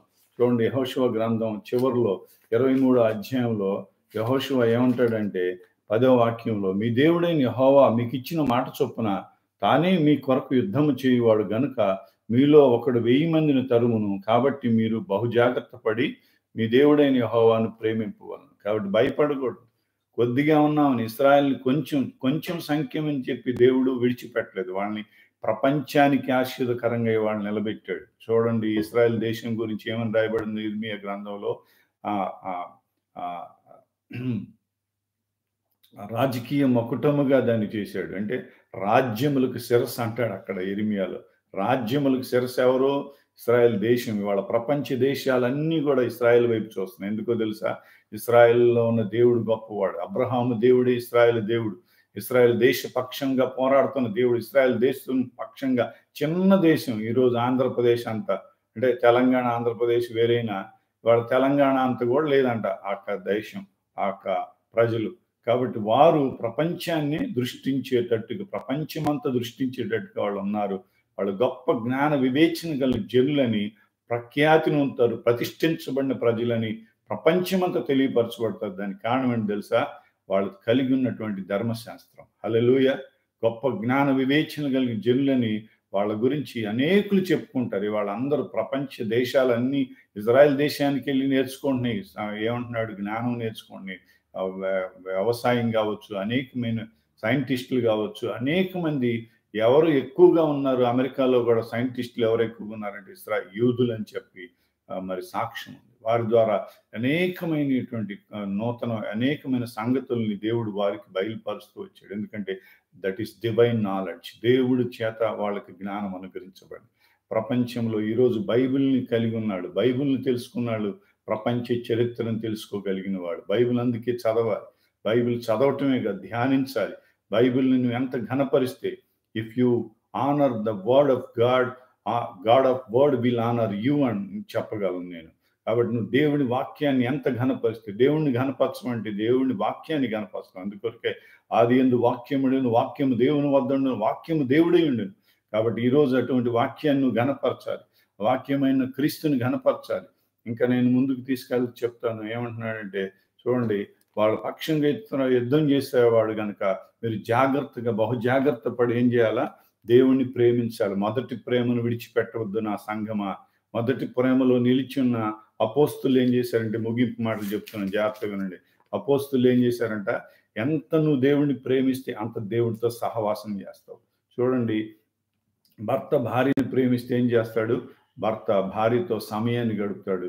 అంటే సహవాసం చేస్తాడు. సహవాసం ఏం చేస్తది? సమయాన్ని కోరుకుంటది. కాబట్టి ఎంత నువ్వు సమయాన్ని భార్యతో గడిపితే అంత భార్యను నువ్వు ప్రేమిస్తున్నావని అర్థం. అలాగే 2 ఆజ్ఞలే బైబిల్‌లో. మొదట నీ దేవుడైన యెహోవాని పూర్ణ హృదయంతో ప్రేమించు. నిన్ను వలె నీ పొరుగు అని ప్రేమించు. రెండవ ఆజ్ఞ ఎప్పుడు సంపూర్ణంగా నెరవేర్చినట్టు అంటే మొదటి ఆజ్ఞను నువ్వు సంపూర్ణంగా నెరవేర్చినప్పుడే రెండో ఆజ్ఞను నెరవేర్చగలుగుతావు. కాబట్టి దేవుడితో గడిపినప్పుడు నువ్వేం చేస్తావు? దేవుని ప్రేమలో ఐక్యమవుతావు. దేవుడి ప్రేమను హృదయంలో పరిశుద్ధాత్మ ద్వారా కుమ్మరించబడతాయి. అప్పుడు అందరినీ ప్రేమించగలుగుతావు దేవుని మనస్సుతో. కాబట్టి నేనేమంటున్నానంటే వాళ్ళు దేవుడితో గడపాలి. కాబట్టి వాళ్ళు దేవుడితో ఎడతెగక ప్రార్థన చేశారు. అపొస్తలుల కార్యం మొదటి అధ్యాయంలో వాళ్ళు ఎడతెగక దేవునితో గడిపారు. ఎడతెగక దేవుని ప్రార్థన చేశారు. వాళ్ళు ఏం చేశారంటే దేవుడి నామాన్ని మహింపరిచారు. వాళ్ళు సొంత భక్తి, సొంత శక్తి చేత కాదంట. ఏమంటున్నారు వాళ్ళు? వాళ్ళు ఎడతెగక మరి ప్రార్థన, స్తుతి, ఆరాధనలో గడిపారు. ఈరోజు మనం చేస్తున్న గొప్ప పని అది. ఈరోజు మన ద్వారా దేవుడు గొప్ప కార్యాలు దేవుడు జరిగిస్తున్నాడంటే సంఘంగా, చిన్న సంఘమైన దానికి కారణం ఏంటిది? మనం చేస్తున్న మానక చేసే ఈ ప్రార్థన, మానక చేసే స్తుతి ఆరాధన నేను చెప్పగలను. చూడండి ఏమంటున్నాడంటే, చూడండి 3వ అధ్యాయం 12వ వాక్యంలో పేతురు ఏమంటాడంటే 11 నుంచి చదివితే వాడు పేతురు యోహాను పట్టుకొని ఉండగా ప్రజలందరూ విస్మయం పొంది సొలొమోను దాని మంటపంలో ఉన్న వారి వద్దకు గుంపుగా పరిగెత్తి వచ్చిరి. పేతురు దీన్ని చూచి ప్రజలతో ఇట్లైందో, ఇశ్రాయేలులారా, మీరు దీని విషయమై ఎందుకు ఆశ్చర్యపడుతున్నారు? మా సొంత శక్తి చేతనను భక్తి చేతనను నడువను వీనికి బలమిచ్చినట్లుగా మీరెందుకు మా తట్టు చూస్తున్నారు? అబ్రహాము, ఇస్సాకు, యాకోబు అను వారి దేవుడు అనగా మన పితరుల దేవుడు తన సేవకుడని యేసును మహింపరిచున్నాడు. మీరు ఆయన్ని అప్పగించారు. పిలాతు ఆయన్ని విడుదల చేయుటకు నిశ్చయించుకున్నాడు. అతని ఎదుట ఆయన్ను నిరాకరించారు అంటున్నాడు. కాబట్టి పరిశుద్ధుడు నీతిమంతుడిని నిరాకరించారు. ఆయన నామం, ఆయనకు సాక్షులు, జీవాధిపతిని మీరు చంపారు కానీ మేము అందుకు మృతుల్లో నుండి ఆయన లేపాడు. దేవుడు లేపాడు. యేసుక్రీస్తు మరణించినది మాత్రమే కాదు, తిరిగి లేచాడని మనం ప్రకటించాలి. పునరుద్ధారణను ప్రకటించాలి. పునరుద్ధారణ క్రీస్తుని ప్రకటించాలి. యేసే క్రీస్తు అని అపోస్తులు ప్రకటించారు. ఈరోజు యేసే క్రీస్తు అని మాత్రమే కాక యేసు క్రీస్తే ప్రభు అని మనం ప్రకటించాలి. అంటే ఆయన రాజ్యం కట్టడానికి 1000 ఏండ్ల పరిపాలన భూమి మీద చేయటానికి ఆయన త్వరగా రాబోతున్నాడు. రాజులకు రాజు, ప్రభువులకు ప్రభుగా ప్రజలందరి ముందు ఆయన కన్నుల ముందు దిగి వచ్చే గడియ, ఆ దినం ప్రభు దినం దగ్గరకు రాబోతుంది. ఆ దినానికి ముందే 7 సంవత్సరాల ముందే సంఘముగా దేవుడు పరిశుద్ధాత్ముడు మనం సిద్ధపరచుకుని ముడత, మచ్చ, కళంకం లేనిదిగా గొర్రెపిల్ల రక్తములో కడగబడిన వారుగా మనని దేవుడు మధ్యాకాశంలోకి వచ్చి మనని దేవుడు మహిమలోకి తీసుకెళ్తాడు. 7 ఏండ్ల వెండు అక్కడ జరుగుతుంది. 7 ఏండ్ల మహాశ్రమలు ఇక్కడ జరుగుతాయి. కాబట్టి మనం ప్రభు రాజ్యం కడటానికి ఈ భూమి మీద ఏ పని కొరకు దేవుడు సంఘముగా ఆయన రాజ్యంగా స్థాపించి అభిషేకించాడు. అపోస్తులు ఎలాగా పేతురు యోహానులు విద్యలేని పామరులైన గొప్ప కార్యాలు చేసి గొప్ప విజయాలను పొందుకున్నారు. గొప్ప పోరాటాలు పోరాడారు. వాళ్ళు ఎంత ఎదిరించిన, ఎంతమంది నిందించిన, అవమానపరిచిన, దూషించిన, చెరసాల్లో వేసిన వాళ్ళు మానక ప్రకటిస్తూనే వెళ్ళారు. ఇవాళ మానక మనం చేసే ప్రార్థన గొప్ప కార్యాలను జరిగించును గాక, గొప్ప విజయాలను కలుగుజేయు గాక, గొప్ప వాగ్దానాలన్నింటి ప్రభు మనకు స్వతంత్రింప చేయును గాక, గొప్ప మందిరాన్ని దేవుడు యేసు నామములో కట్టించును గాక, గొప్ప పరిచర్య, గొప్ప మాదిరి, గొప్ప దైవజనుల వాక్కును దేవుడు స్థిరపరచును గాక, భూజనులందరి ఎదుట ఆయనకి ఇష్టమైన పేరుగా, ఘనతాస్పదముగా, స్తోత్ర కారణముగా దేవుడు మనల్ని చేయును గాక. సకల గొప్పకారాలను మేలును బట్టి జనులు మన పట్ల చేస్తున్న సకల క్షేమాన్ని బట్టి దేవుళ్ళు విస్మయం మంది భయం నొందుదురు గాక. అలాగా దేవుడు చెప్పిన ప్రతి మాట ఇశ్రాయేలు అపోస్తుల ద్వారా దేవుడు ఎలాగ భూలోకం అంతటికి కొరకు ఆయన నామాన్ని ప్రకటించే రీతిగా వారిని వాడుకున్నాడో అటువంటి సాక్షి సంఘముగా దేవుడు మన వాడుకును గాక. నిశ్చయముగా దేవుడు తన మాటను, ప్రతి మాటను భూదిగంతాల వరకు, యెరూషలేము, యోదయ, సమరయ దేశములైనంతటా భూదిగంతాల వరకు ఆయన నామాన్ని ప్రకటించే అభిషేకం దేవుడు మనకిచ్చి ఆత్మల భారంతో తగిన భారంతో నడిపించును గాక. దేవుడు మరి ఇలాగా మరి ఆయన ఏమంటున్నాడు 4వ అధ్యాయంలో 11లో కూడా అంటాడు, ఇల్లు కట్టువారు మీరు తృణీకరించిన రాయి ఆయనే, ఆ రాయి మూలకు తలరాయి అయ్యను. మరి ఎవరి వలన రక్షణ కలుగుదు, ఈ నామమునే మనము రక్షణ పొందవలనని గాని ఆకాశం కింద మనుషులు వేయబడిన మరి ఏ నామంలో రక్షణ కలదు. యేసుక్రీస్తు నామములో అద్భుతాలు చేశారు, ఘనకార్యాలు, సూచక్రియాలు, రోగులను బాగు చేశారు, చనిపోయిన వారు లేపారు. కాబట్టి ఈ రోజు నన్ను దేవుడు అభిషేకించింది ఆయన పక్షంగా కార్యాలు చేయటానికి. పరిశుద్ధాత్ముడే వారికి తోడుగుండి, పరిశుద్ధాత్మ అపోస్తుల కార్యాలు అనే దానికి ఇంకొక పేరు పరిశుద్ధాత్మ కార్యాలు. ఈరోజు పరిశుద్ధాత్ముడే మనలో ఉండి సంఘముగా మనకు నాయకుడుగా జ్యేష్ఠ భాగస్వామిగా ఉండి ఈరోజు సంఘముగా ఇలా కట్టాడు మనల్ని దేవుడు, ఇలా నడిపిస్తున్నాడు, ఇలాగ విస్తరింపజేస్తానని చెప్తున్నాడు. ఆయన విస్తరింపజేస్తానని ఏ మేరలకు దేవుడు సంఘముగా మనం ఏ మేరలను స్వాధీనపరచుకోవాలని దేవుడు నియమించి అభిషేకించాడో, మనం వెళ్ళి ఫలించుట ఫలం నిలిచుట కొరకు దేవుడు నియమించాడో, ఈ నియామకం దేవుడు గనుక, ఈ అధికారం దేవుడు గనుక, ఈ అభిషేకం దేవుడు గనుక ఆ యేసుక్రీస్తు నామాన్ని హెచ్చించుదుము గాక. తండ్రిని దేవుని మహిమార్థం యేసుక్రీస్తు నామాన్ని హెచ్చించిన దేవుడు హెచ్చించినట్లుగా యేసుక్రీస్తు నామాన్ని మనం హెచ్చించిన కొలది, ఘనపరిచిన కొలది, గొప్ప చేసిన కొలది యేసుక్రీస్తు నామములో దేవుడు మనం హెచ్చించును గాక, విస్తరింప చేయను గాక. మన ద్వారా ఏ మేరలకు దేవుని రాజ్యం కట్టబడాలంది ఆ రాజ్యం దేవుడు విస్తరింప చేయను గాక. అలాగా దేవుడు ఘన కార్యాలు, గొప్ప కార్యాలు జరిగించును గాక.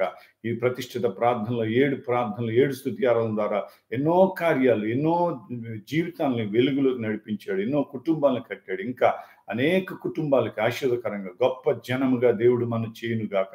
అబ్రహాముతో చెప్పిన మాట మనతో స్థిరపరిచి క్రీస్తులో ఉన్న ప్రతి ఆశీర్వాదం, ప్రతి వాగ్దానానికి వారసులుగా చేసి మనల్ని క్రీస్తుకు సమాన వారసులుగా చేసి అబ్రహాము, ఇస్సాకు, యాకోబులతో చేసిన నిబంధనకి మనల్ని సమాన వారసులుగా క్రీస్తుల సమాన వారసులుగా చేసిన దేవుడు జ్యేష్ఠ కుమారుని సారూప్యాన్ని మనకిచ్చి, జ్యేష్ఠుల సంఘముగా హెచ్చించి, జ్యేష్ఠ కుమారుని వల్ల ఉన్న వారసత్వపు హక్కులన్నీ మనకు దయచేసి ప్రతిదీ నెరవేర్చి క్రీస్తులో స్థిరపరిచి, క్రీస్తులో అంతం వరకు స్థిరపరిచి, క్రీస్తులో ఉన్న అత్యధిక విజయాల్ని దేవుడు మన విశ్వాసాన్ని బట్టి అన్నిట్లో దేవుడు ఘన విజయాలను మనకిచ్చి, దావీదు వలె ఘన విజయాలను ఇచ్చి నడిపించును గాక. దేవుడి మాటలు దీవించును గాక. దేవుడు మిమ్మల్ని ఆశీర్వదించును గాక. దేవుడి సన్నిధి మనతో ఉంది. దైవజనురాలు మన మధ్యలో ఉంది, ప్రార్థన నడిపిస్తుంది. చెప్పబడిన వాక్యాన్ని బట్టి మనం అందరం తీర్మానం చేసుకున్నాం. ప్రార్థనలో ఎంతమంది నిలబడతారు, ప్రతిష్ఠిత ప్రార్థనలో, అలాగే స్తుతి ఆరాధనలో మానక సమయానికి ఏ సమయాన్ని దేవుడు పెట్టాడు ఆ సమయానికి ఏ విధంగా దేవుడు చేయమంటున్నాడు, ఏ తలాంతు దేవుడు నీకు ఇచ్చాడు, ఏ సామర్థ్యం ఇచ్చాడు, దేవుని రాజ్య భారము కలిగి ఆ పనిలో దావీదు ఎలా నమ్మకంగా ఉన్నాడో అలాగా అపోస్తులు ఎలా నమ్మకంగా ప్రాణం పోయే పరిస్థితులు వచ్చినా వాళ్ళు వెనుదీయకుండా తాము ఉపేక్షించుకొని తమ సెలవునెత్తుకొని చివరి వరకు ఆయన రాజ్య భారం కలిగి ముందుకు నడిచారు. వెనుదీయకుండా ఆయన కాడినెత్తుకొని నడిచారు. అలాగా నడిచే గురిని కలిగి ఉన్నత పిలుపుకి తగినట్లుగా ఎంతమంది నడుస్తూ ఉంటున్నారో చేయెత్తండి. దైవజనురాలు ప్రార్థన చేస్తుంది. మీ తీర్మానాన్ని బట్టి దేవుడు ఈ రాత్రి మిమ్మల్ని కృపలో దేవుడు పరిశుద్ధాత్మను స్థిరపరచును గాక. దేవుడి మాటలు దీవించును గాక. ప్రార్థన చేసుకుందాం. ఎన్నో విషయాలు మనం విన్నాం.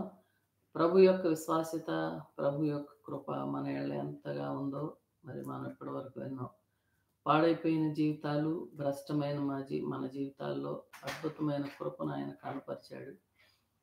దావీదు యొక్క జీవితాన్ని, ఏలియా ప్రార్థనను, మరి అపోస్తల విషయాల్లో దేవుడు చేసిన కార్యాలు, అలాగే ఇశ్రాయేలీల జీవితాల్లో దేవుడు చేసిన కార్యాలు మన కళ్ళ ఎదుట పరిశుద్ధాత్ముడు పెట్టాడు తన దాసుడు ద్వారా. ఆయన మనిషి ఎంత దుర్మార్గతలో, దుష్టత్వంలో నింపబడి ఉన్న మనుషులను మార్చి, వారి అవిధేయతలను క్షమించి, వారిలో మార్పు తెచ్చి అద్భుతమైన కార్యాలు చేశాడు. దావీదుకు ఘనమైన విజయాలు ఇచ్చాడు. అంతేకాకుండా మరి ఆయన చెంతకు వచ్చిన వారిని ఆయన బలపరిచాడు, స్థిరపరిచాడు. దావీదును అద్భుతమైన రీతిలో హెచ్చించాడు. దావీదు సైన్యము దేవుని సైన్యం అని రాయబడి ఉంది. మరి అంతేకాకుండా ఆలయం విషయంలో కూడా అద్భుతమైన కార్యం చేశాడు. అనేకులు వచ్చి దావీదు పక్షంగా చేరారు. ఈ రోజున మన పక్షంగా వచ్చి అనేకులు చేరతారు నిశ్చయంగా. వాగ్దానాల నెరవేర్పు కాలం జనములు సమూహాలుగా వస్తారని వాగ్దానం ఉంది. కనుక మరి భూదిగంతముల వరకు ఈ పరిచర్య విస్తరిస్తుందని, అంతకంటే కూడా ముఖ్యంగా ఆయన రక్షణ కార్యం, ఆయన ఆత్మలో ఆయన కలిగి ఉన్న భారాన్ని మనం కలిగి ప్రార్థన చేయాలని, కార్యాలు ముందుకెళ్ళాలంటే అవును. మరి దేవుడిచ్చిన ఈ యొక్క 7 దినాల ఉపవాస ప్రార్థనల యొక్క గురి, లక్ష్యాన్ని మనం ఎరిగి ప్రవర్తించాలని, నిలకడగలిగి ప్రార్థించాలని, శరీర సంబంధమైన మనసులు విడిచిపెట్టాలని, శరీర సంబంధమైన అసూయలు, ద్వేషాలు, వ్యసనాలు విడిచి మరి ఆత్మ సంబంధమైన పోరాటాన్ని మనం పోరాడాలని, మనం ఈ పోరాటంలో ఉన్నతమైన విజయాల దిశగా దేవుడు నడిపిస్తున్నాడని నిశ్చయముగా, అంతేకాకుండా మరి ఆయన ఇచ్చిన ప్రతి వాగ్దానం మన పక్షంగా నెరవేరుస్తున్నాడని నమ్మి విశ్వాసంతో ప్రార్థన చేద్దాం. ఒక తీర్మానంతో, స్థిరమైన అవును. తీర్మానంతో అవును నాయన. ముందుకు వెళ్దాం. ప్రతి ఒక్కళ్ళు వ్యక్తిగతంగా ఒప్పుకొని మరి ఇంతవరకు ఏ విషయాల్లో తొట్టిల్లిపోయారో నిలిచి ప్రార్థన చేయండి. ప్రార్థన చేసుకుందాం. మహాపరిశుద్ధుడు అయిన మా ప్రియ పరలోకపు తండ్రి, మీకు వందనాలయ్యా. బలహీనుడైన నరుడు పట్ల నువ్వు కనపరుస్తున్న విశ్వాసత, నీ కృపలను బట్టి సాగిలపడి నమస్కారం చేస్తున్నాం. దావీదును ఆశ్రదించి హెచ్చించిన దేవుడువు, దావీదు పక్షంగా అద్భుతమైన కార్యాలు జరిగించిన దేవుడువు, దావీదు తరం పడుతున్న స్థితిలో దావీదును తిరిగి మహాసైన్యంగా సమకూర్చి సమైక్య ఇశ్రాయేలు మీద చక్రవర్తిగా చేసిన నీ మహాకృప, దావీదు సొలొమోను చేత దేవాలయాన్ని కట్టించడానికి కావలసిన ప్లాన్ అంతా దావీదుకి ఇచ్చిన నీ మహాకృపను బట్టి మీకు సాగిలపడి నమస్కారం చేస్తాం. ఇశ్రాయేలీల ద్వారా నీ మహిమను చూపించాలని నువ్వు కోరుకున్నావు. ఇశ్రాయేలు నాయన రాజ్యములన్నిటికీ శిరస్సుగా చేసావు ప్రభా, నీకు వందనాలు. అలాగే ఈనాడు యోధ బెత్లెహేమ యోధ ప్రధానుల్లో నువ్వు ఎంత మాత్రం అల్పమైన దానవు కాదని నువ్వు సెలవిచ్చావు నాయన. అంతేకాదు భూజనులందరిలో నీకు ఇష్టమైన పేరుగా, స్తోత్ర కారణంగా, ఘనతాస్పదముగా చేస్తానని మా ఇళ్ళ నువ్వు చేయి సకలమైన ఉపకారములను బట్టి, సమస్త విధమైన క్షేమాన్ని బట్టి, మేలులను బట్టి జనులు విస్మయం నందుతూ దిగులు నందుతూ ఉంటారని అయ్యా ఎన్నో నాయన వాగ్దానాలు, ప్రతి వాగ్దానం మీరు నెరవేర్చారని నిశ్చయముగా మేము నమ్మి స్తుతిస్తున్నాం ప్రభువా. ఘనుడవు, గొప్ప దేవుడవు, చాలిన దేవుడవు, సమస్త కార్యాలు నెరవేర్చే దేవుడు. శృంగారం అనే దేవాలయంలో కుంటి భిక్షగాడిని నాయన అయ్యా పేతురు యోహానుల ద్వారా లేవనెత్తావు, అద్భుతాలు జరిగించావు. మంటపంలో నాయన నీ వాక్యాన్ని బోధించడానికి కృప దయచేసావు. అపోస్తలులకు తోడైన నీ హస్తం, దావీదుకు తోడైన నీ హస్తం, ఇశ్రాయేలు యొక్క అభివృద్ధిలో తోడైన నీ హస్తం అయ్యా, సమైక్య ఇశ్రాయేలు సామ్రాజ్యాన్ని నడిపించిన నీ హస్తం అయ్యా, నీతి న్యాయములు కలిగి పరిపాలింపజేసిన నీ హస్తం ఈనాడు మాకు నువ్వు తోడైన నడిపించిందని మేము నిశ్చయముగా నమ్మి స్తుతిస్తున్నాం. మా కుటుంబాల్లో అద్భుతమైన ఆత్మకార్యం, సంఘంలో అద్భుతమైన ఆత్మకార్యం జరిగించి మీ నామానికి మహిమ తెచ్చుకుంటున్నారని, ప్రతి వాగ్దానాన్ని నెరవేరుస్తున్నారని, ఈ రాత్రి జరిగే ప్రార్థన అంతటి మీద మీ కనుదృష్టి ఉంచి మీరు నాయన అయ్యా నడిపిస్తున్నారని, శ్రేష్టమైన మీ వాగ్దానాలతో, దర్శనాలతో మమ్మల్ని నింపుతున్నారని, శ్రేష్టమైన కార్యాల కొరకు ముందుకు నడిపించారని నిశ్చయంగా మేము నమ్మి స్తుతిస్తూ అయ్యా బిడ్డలందరికీ మా కుటుంబాలకి శుభమని చెబుతూ అయ్యా ఆశీర్వదిస్తూ అయ్యా బిడ్డలందరినీ మా కుటుంబాలను ఆశీర్వదిస్తూ మీరే మహిమ పొందమని, సమస్త మహిమ ఘనత ప్రభావాలు మీకు ఆరోపిస్తూ, సంఘానికి ఇచ్చిన క్షేమాన్ని బట్టి స్తుతిస్తూ యేసయ్య శక్తి కలిగిన, దయ కలిగిన, ప్రేమ కలిగిన నామంలో వేడుకొని ప్రార్థన చేస్తున్నాం పరమ తండ్రి. ఆమేన్. తండ్రి, కుమార, పరిశుద్ధాత్మ త్రియేక దేవుని సన్నిధానం రాకడ పర్యంతం తోడై రాత్రి నిబంధనలో నిలిచిన ప్రతి బిడ్డను ఆశీర్వదించి, సంఘంగా మనం చేసే ప్రతి ప్రార్థనలో, ప్రతి అంశంలో తోడై జయమిచ్చి నడిపించును గాక. ఆమేన్. ఆమేన్.